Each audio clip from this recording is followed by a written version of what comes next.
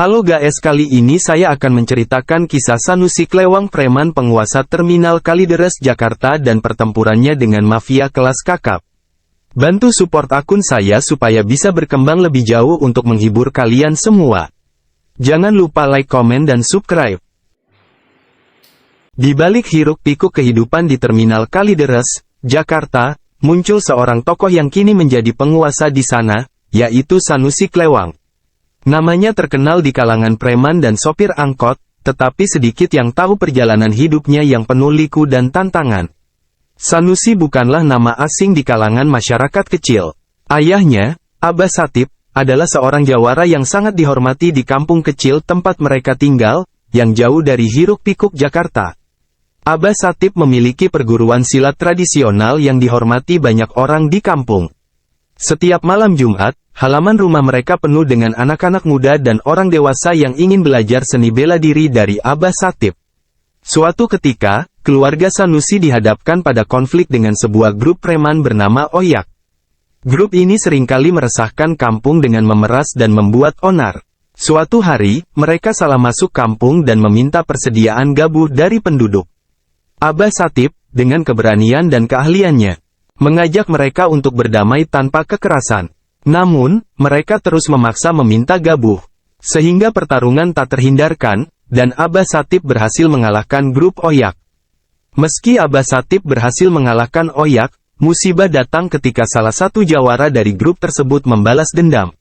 Mereka menghancurkan perguruan silat Abah Satip dan menantangnya untuk duel. Dalam pertarungan yang sengit, Abah Satip gugur, meninggalkan Sanusi yang berniat membalaskan dendam atas kematian sang ayah. Benar saja, setelah beberapa tahun mempelajari ilmu bela diri, Sanusi mendatangi kampung pendekar yang telah membunuh ayahnya. Dengan ilmu tingkat tinggi, Sanusi berhasil membalaskan dendam terhadap pembunuh ayahnya yang bernama Klewang. Setelah kehilangan ayahnya, Sanusi merantau ke Jakarta. Awalnya, dia mencoba menjalani kehidupan normal dan bekerja sebagai kondektur angkot. Namun, nasib tidak berpihak padanya, dan dia seringkali dicurangi oleh sopir angkot lainnya. Keterpurukan ekonomi dan perlakuan tidak adil membuatnya akhirnya memilih jalur yang lebih keras.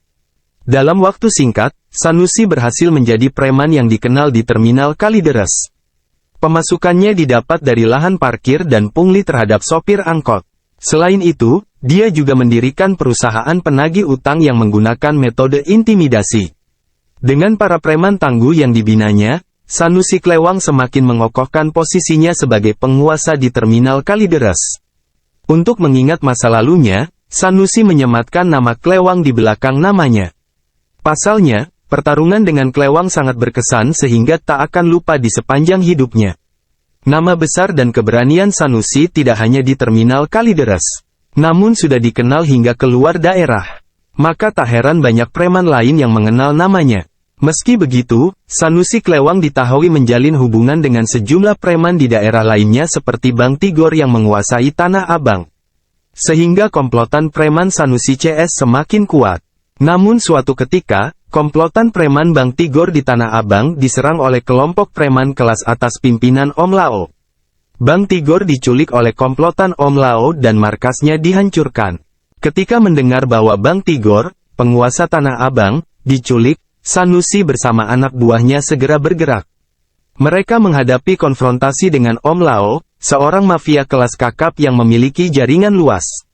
Dalam pertempuran sengit, Sanusi Klewang menghadapi lawan yang sepadan. Tentunya perjalanan Sanusi Klewang tidak semulus yang dibayangkan. Saat berhadapan dengan Om Lao, seorang ahli bela diri karate tingkat tinggi, Sanusi mengalami kesulitan. Meskipun berusaha keras, Sanusi Klewang terjatuh oleh tendangan keras Om Lao. Namun, dengan kekuatan yang luar biasa, Sanusi Klewang menunjukkan kebal terhadap senjata tajam, membuatnya mampu menghadapi lawan-lawan yang membawa senjata tajam. Pertempuran antara kelompok Om Lao dan Sanusi Klewang berlangsung hingga berjam-jam. Hingga akhirnya polisi datang setelah menerima laporan dari warga setempat yang melihat sadisnya pertempuran.